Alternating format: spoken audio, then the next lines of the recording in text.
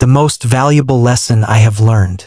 Today, I will share with you a story about a life lesson that has stayed with me forever. You find yourself in a small kitchen, the kind with a stubborn old kettle that whistles like it's trying to start a band. Outside, rain taps lightly on the window, and inside, there's the simple comfort of a bowl of soup. Not fancy, just humble chicken noodle, steaming gently on the counter. You might think this is ordinary, but something about this moment feels different. You're restless, your mind racing with those usual worries. Yet as you cradle that warm bowl, a calmness spreads through you. It's like the soup is whispering, "Hey, it's okay to slow down. You might not survive this story, or at least you might not be the same after hearing it." So, before you get comfortable, take a moment to like the video and subscribe, but only if you genuinely enjoy what I do here. And while you're at it, let me know your local time and where you're watching from.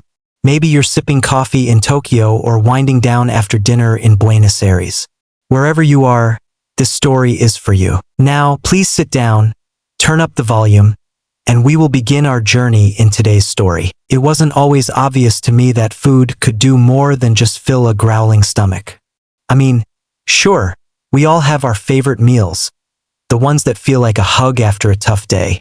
But one rainy afternoon, when the world outside seemed gray and my thoughts spun like a washing machine stuck on spin cycle, I realized that these dishes were doing something deeper. The chicken noodle soup wasn't just warm. It was healing. You see, comfort foods carry a kind of invisible warmth that transcends flavor.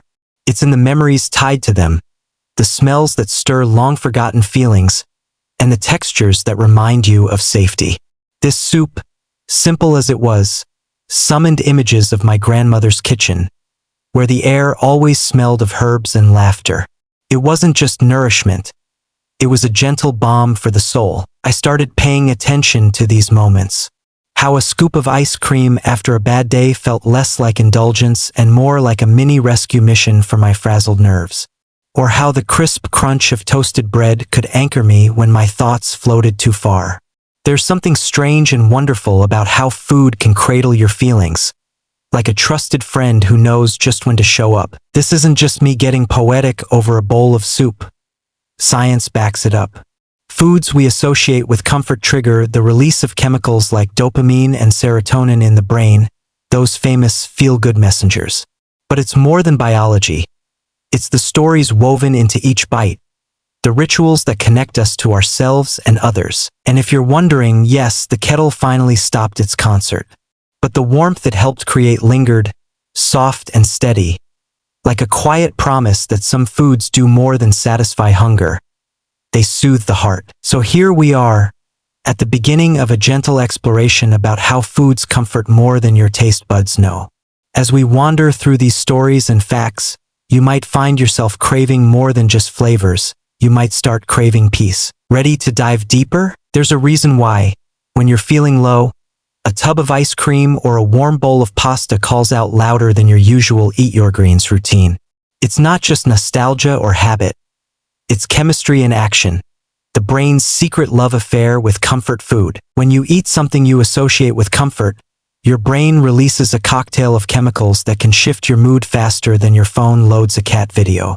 Dopamine, often called the reward neurotransmitter, spikes, giving you a quick hit of pleasure. Then there's serotonin, the master mood stabilizer, which helps calm anxiety and bring about feelings of well-being. Here's a neat fact you might not have heard before. About 90% of your body's serotonin is made in your gut, not your brain. That means the foods you eat directly influence your mood by tweaking serotonin levels. So, when you're chewing on that creamy mac and cheese or sipping on hot chocolate, you're literally feeding your happiness from the inside out. But it's not just what you eat. It's how your body reacts. Comfort eating can stimulate the vagus nerve, which runs from your gut to your brain, promoting relaxation. Think of it like a soothing phone call from your stomach to your brain, saying, "Hey, all is well." This explains why a bowl of chicken soup or a warm cup of tea can feel like an emotional rescue squad arriving right on time. You might be wondering, if comfort food is so good for mood, why don't we just eat all the chocolate and mashed potatoes we want? Well, the relationship is a bit more complicated. Overdoing it can lead to a sugar crash or an upset stomach, turning the comfort into discomfort, kind of like a friend who overstays their welcome. Interestingly, some researchers have found that eating certain foods triggers the release of endorphins, your body's natural painkillers, which is why spicy dishes can also feel oddly comforting. Yes, that burning sensation from chili peppers is your brain's way of saying, "Hey, I'm on it." There's also a quirky detail about texture here. Creamy or soft foods tend to trigger a stronger release of these feel-good chemicals compared to crunchy or dry foods. So next time you're picking between a crunchy carrot stick and a silky pudding, remember, your brain might be craving that smooth comfort more than you realize. All this science adds a whole new flavor to why comfort foods feel so good. They're literally mood boosters disguised as meals. But beyond biology, these foods carry emotional baggage. The stories, the memories, the rituals that stir feelings deeper than serotonin spikes. And that's the secret ingredient, the invisible thread tying biology and memory into a warm, soothing experience that only comfort food can provide. So next time you reach for that slice of pie, you're not just eating, you're participating in a little science-backed ritual of self-care. You know that feeling when a whiff of cinnamon instantly whisks you back to your grandmother's kitchen? Or when a particular dish makes you feel like you've just stepped into a family reunion, even if you're miles away? That's the magic of cultural flavors acting as emotional anchors, tying your heart to a place, a time, or a person. Comfort foods aren't just tasty. They're vessels carrying stories and traditions that speak to something deeper than hunger. When you eat that bowl of spicy kimchi stew or a plate of hearty Irish stew, you're tasting history and identity, threaded through generations. These dishes become symbols of belonging, reminding you where you come from, even when life feels like it's moving too fast. Here's something quirky. Some cultures have what could be called emotionally charged spices. Take saffron, for example, a rare and precious spice that's often used in Persian cooking. Its delicate aroma doesn't just flavor food. It's believed to uplift mood and bring warmth to the soul, which is why it's reserved for special occasions. Imagine having a spice that's basically a tiny mood enhancer wrapped in golden threads. And it's not just the ingredients, but also the way dishes are prepared and shared. In many Mediterranean cultures, meals are long, leisurely affairs where food isn't just fuel but a celebration. This social aspect boosts feelings of comfort by reinforcing bonds with others. It's no accident that the word convivial comes from the Latin for living together, and it describes exactly this kind of joyful eating experience. What's fascinating is how some people find comfort in fusion foods, dishes blending different cultural flavors that mirror their own blended identities. Think about a taco filled with Korean barbecue or a curry pizza. These hybrids don't just taste good. They tell a story of belonging to more than one place at once. A little-known fact here: studies have shown that eating familiar cultural foods can reduce stress and anxiety in immigrants adjusting to new countries. It's like carrying a piece of home in your lunchbox, soothing the soul when everything else feels unfamiliar. So, when you sit down to a meal that reminds you of your roots, you're not just satisfying hunger. You're reconnecting to a comforting part of yourself that words alone can't reach. And maybe, just maybe, that's why certain flavors feel like a gentle hug from the inside. There's a special kind of comfort that comes not just from eating food, but from the very act of making it. You know that feeling when you're stirring a pot, chopping vegetables, or watching dough rise? Somehow, these small, repetitive motions seem to slow time down, calming the mind in ways that scrolling through your phone never could. Cooking isn't just about feeding the body, it's a ritual, a kind of meditation where the kitchen becomes your sanctuary. When you grind spices or knead bread, you engage your senses fully, drawing attention to the present moment. This mindful immersion can ease anxiety and bring a gentle peace, like a quiet lullaby for your frazzled nerves. Here's an obscure detail. The repetitive action of stirring or kneading activates parts of the brain associated with relaxation, similar to how knitting or coloring does. This kinesthetic rhythm releases tension and can even boost creativity. So, those moments spent whipping up a sauce or folding pastry aren't just chores. They're tiny, delicious therapy sessions. And if you're not much of a cook, brewing a cup of tea or making coffee can have a similar effect. The slow pouring of hot water, the aroma rising, the careful steeping, all become a ceremony of care. In Japan, the tea ceremony is a centuries-old practice where every movement is deliberate, designed to foster calm and respect. You don't need to be a tea master to borrow that feeling of mindful calm from your kitchen routine. Interestingly, the science behind this ritual comfort links back to the vagus nerve again, the same one that helps regulate your relaxation response. Gentle, rhythmic motions stimulate this nerve, encouraging your body to shift into rest and digest mode, which helps ease stress and promotes emotional well-being. So next time you find yourself stressed, instead of reaching for your phone, try chopping an onion or stirring a pot slowly. You might discover that the recipe for comfort includes a generous dash of patience and presence. And if you burn the toast, well, consider it a bonus lesson in letting go of perfection, because sometimes the best comfort comes with a little crispy edge. Sometimes, comfort sneaks into your life disguised in the most unexpected foods. You might think you know what calms your soul, a creamy chocolate bar or buttery mashed potatoes, but around the world, people find solace in foods you'd never guess. Take fermented foods, for example. While the idea of eating something sour and bubbly might raise an eyebrow, these little powerhouses are packed with probiotics, friendly bacteria that support gut health and, by extension, your mood. In Korea, kimchi isn't just a spicy side dish. It's a daily comfort and an emotional anchor. The quirky part? The fermentation process can create a slight fizz, like a natural soda. Imagine your gut doing a little happy dance every time you eat that. Or consider saffron again, which we touched on before, but here's the fun fact. It's also used in some cultures as a mild antidepressant, with studies showing it can improve mood as effectively as some medications. So that golden thread in your rice might be a tiny mood magician. Then there's the story of blue cheese, yes, the funky, moldy stuff. That strong, tangy flavor might not seem like comfort food to everyone, but for some, its pungency evokes nostalgic memories of family dinners or celebrations. Interestingly, blue cheese contains compounds that mimic opioids, which could explain why it feels strangely satisfying. And speaking of strange, have you ever heard of casu marzu, the Sardinian cheese famously hosting live insect larvae? It's definitely not for the faint-hearted, but locals swear by its unique flavor and, believe it or not, its comforting qualities during tough times. Sometimes comfort is about community, tradition, and a shared sense of daring. On the spice front, a little-known fact is that capsaicin, the compound that makes chili peppers hot, triggers your body to release endorphins, natural painkillers that give a pleasant rush. So, spicy food can be an adrenaline rush wrapped in warmth, a kind of fiery comfort. The textures play a role too.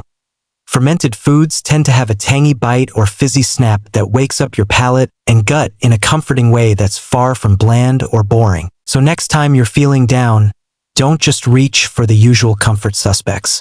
Try something unexpected.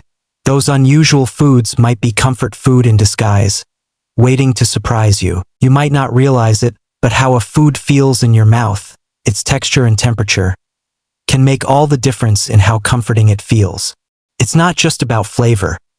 The way food touches your tongue and warms your hands can either soothe you or leave you wanting more. Think about the first bite of freshly baked bread, still warm and soft, with that gentle crunch of a golden crust. That contrast between crisp and tender triggers a sensory delight that feels like a cozy blanket wrapped around your senses. Scientists call this multisensory integration. Your brain combines touch, temperature, and taste signals to create a full emotional experience. Here's a curious fact. Humans are naturally drawn to warm foods because, evolutionarily, warmth signals safety and nourishment. Warm meals mimic the temperature of your own body, which may explain why cold leftovers often feel less satisfying. The comfort of warmth extends beyond taste. It's an instinctual reassurance. Crunchiness also plays a quirky role. Foods with a crunch, like fresh apples or roasted nuts, release a satisfying sound and tactile feedback that can be oddly calming. In fact, there's research showing that crunchy snacks can help reduce stress by giving your mouth something engaging to do, almost like a mild distraction from worries. Temperature doesn't just affect the mouth either. Holding a warm mug in your hands sends a cozy signal to your brain, linking physical warmth with emotional warmth. A study found that people holding a warm cup were more likely to judge others as having warm personalities. Proof that temperature influences how you perceive the world. And let's not forget the cold side of comfort. Icy treats like sorbet or cold milk can soothe a sore throat or provide refreshing relief on a hot day, offering a different kind of sensory comfort. A quirky sensory detail. Some cultures serve hot and cold dishes together to balance temperature and texture, like Vietnamese pho with its steaming broth and crisp fresh herbs, creating a harmonious comfort dance for your senses. So next time you're reaching for comfort food, pay attention to how it feels and warms or cools you. That texture and temperature might be the secret ingredient that makes the food feel like a soft sigh after a long day. There's a special kind of comfort that comes not from food alone, but from sharing it with others. Imagine sitting around a table, the chatter soft and easy, plates passed from hand to hand like tokens of friendship. This is where food becomes more than nourishment. It becomes a bridge between hearts. When you share a meal, your brain releases oxytocin, sometimes called the bonding hormone. This gentle chemical nudge deepens your connections, making you feel closer and safer with those around you. It's no surprise that many of the world's most cherished traditions revolve around food. Whether it's Thanksgiving turkey or a neighborhood potluck, the act of sharing itself becomes a kind of emotional comfort. A quirky tidbit. In some cultures, sharing food from the same plate is a symbol of trust and friendship. For example, in parts of Ethiopia, communal eating from a large platter called a mezab isn't just practical. It's a ritual that strengthens social bonds. Passing injera and stews around with your hands makes the meal intimate and warm, the kind of comfort that words can't quite capture. Food also acts as a subtle social glue. Ever notice how breaking bread together can ease tension or open up conversations? There's something about sitting down to eat that lowers defenses, making it easier to laugh, listen, or simply be present with one another. And it's not just face-to-face. Think about family dinners you had growing up, or how a friend might send you a care package filled with your favorite snacks when you're feeling blue. These shared food experiences weave a tapestry of support and belonging that comforts far beyond the taste buds. Here's a gentle truth. Even when you eat alone, imagining a shared meal or recalling a food-related memory with loved ones can trigger similar feelings of warmth and connection. Your mind fills in the social gaps, turning a solitary bite into a comforting embrace. So, food shared or remembered isn't just fuel. It's a language of love and belonging, spoken softly but deeply in every bite. Regret might seem like an odd companion when we talk about comfort food, but it sneaks in more often than you think. You know that feeling when you finish a comfort meal and suddenly wonder, did I just eat my feelings? It's a quiet, lingering question that many of us face. How to balance the warm hug of food with the tug of regret. I remember a time when I found myself reaching for snacks late at night, the kind that promised solace but left me with a heavy stomach and a heavier heart. It was a cycle that felt familiar. Stress, comfort eating, then regret. But here's the twist, not all regret is bad. It's a gentle reminder that comfort food, while soothing, isn't the whole story. What surprised me was learning that this feeling often stems from a conflict between immediate comfort and long-term goals. Psychologists call it affect regulation. The way we manage emotions, sometimes choosing short-term relief even if it complicates things later. It's okay. This is part of being human. Here's a fact that might lighten the mood. A 2015 study found that people who allowed themselves small, mindful indulgences reported less guilt and more satisfaction than those who tried to completely avoid comfort foods. So, moderation plus awareness can turn regret into acceptance. And here's a quirky cultural twist. In Japan, the concept of hara hachi biyu encourages eating until you're 80% full, which helps people enjoy food without that heavy feeling afterward. Maybe it's less about denying comfort and more about savoring it wisely. This balance reminded me to treat comfort food as a friend, not an escape hatch or enemy, but a gentle presence. Sometimes you'll stumble, sometimes you'll savor, and that's perfectly okay. The trick is to listen to your body and emotions, learning from regret rather than being trapped by it. So next time you feel that pang of, did I just overdo it? Remember, comfort food is part of a bigger conversation you're having with yourself about care, balance, and kindness. Learning to love yourself isn't a speech you give once and then move on. It's a slow, simmering recipe, much like those comfort foods we cherish. When you start to see food as an act of kindness toward yourself, everything changes. It's no longer about guilt or performance, but about nourishment and grace. Imagine this. You prepare a simple breakfast of oatmeal, cinnamon, and fresh fruit. Not because it's Instagram-worthy, but because you deserve a warm start to the day.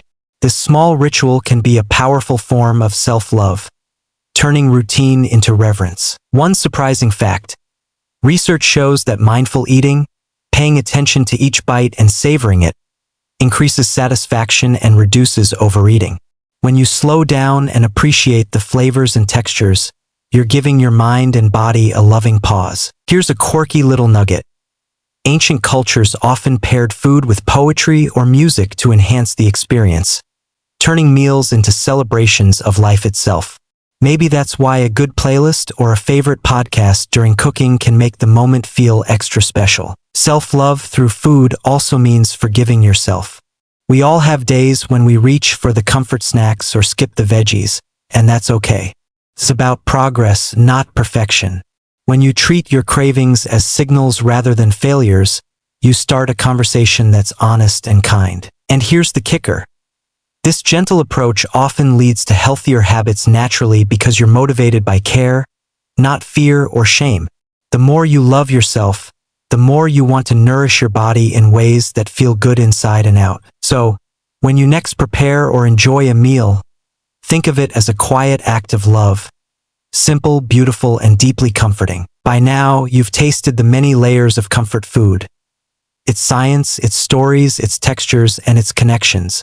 But let's talk about how these everyday foods can quietly teach us to live well with others, weaving comfort into our shared lives. When you offer someone a favorite dish or a simple cup of tea, you're extending an invitation beyond hunger. You're inviting trust, empathy, and care. It's a gentle reminder that nourishment is as much about relationships as it is about nutrients. Here's a little-known truth. Sharing food can reduce feelings of loneliness and even boost your immune system. Studies have found that communal eating lowers stress hormones and increases feelings of happiness, making the act of breaking bread a natural remedy for isolation. Consider the quirky traditions around the world where food-sharing rituals mark milestones or heal rifts. In some indigenous cultures, the first catch or harvest is shared with the whole community, reinforcing bonds and respect. These acts remind us that comfort is found in belonging, in being part of something larger. And even when times get tough, preparing or sharing a meal can be an anchor, a moment of normalcy and kindness that stabilizes relationships.